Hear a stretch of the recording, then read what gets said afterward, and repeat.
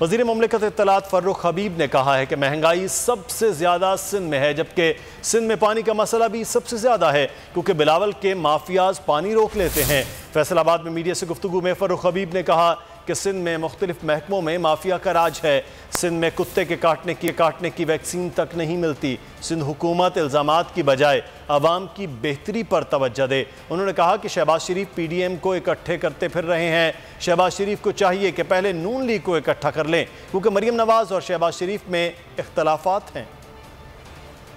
पैगाम देना चाहता हूँ कि जितना जोर इधर उधर के कामों पे लगाते हैं उतना जोर जो है वो सिंध को ठीक करने के ऊपर लगाएं। वहाँ पर कुत्ता काट जाए तो उसको काटने की उसकी वैक्सीन जो है वो रेबीज की मौजूद नहीं है इनके पास। पानी का मसला देख लें, सक्खर बैराज से 16,000 क्यूसेक पानी छोड़ा जाता है जो कि कोटरी पे 16,000 जाना चाहिए, लेकिन 8,000 पहुँचता है। ये मैं नहीं कह रहा, ये फिगर्स बता रहे हैं। वो पानी काट के अपनी तरफ मोड़ लेते हैं तो उन माफियाज के खिलाफ को कार्रवाई करने को तैयार नहीं है। लिहाजा इनको उस तरफ तवज्जो देनी चाहिए। ढेर नगरी मचाई रखी इन्होंने। शहबाज शरीफ जो है वो फजल रहमान और बाकियों को PDM को इकट्ठा करते फिर रहे हैं और शहबाज शरीफ साहब पहले नून लीग को तो इकट्ठा कर लें कि शहबाज शरीफ जो है वो मशरिक की तरफ जा रहे हैं, मरियम जो है वो मगरिब की तरफ जा रहे हैं। अब PDM भी 2 हिस्सों में बन चुकी है और अब फजल रहमान साहब देख रहे हैं कि उनको ईजी लोड कहाँ से मिलेगा। PDM शहबाज शरीफ से मिलेगा या PDM मरियम से मिलेगा, वो उधर जाए। हवा का रुख देख रहे हैं।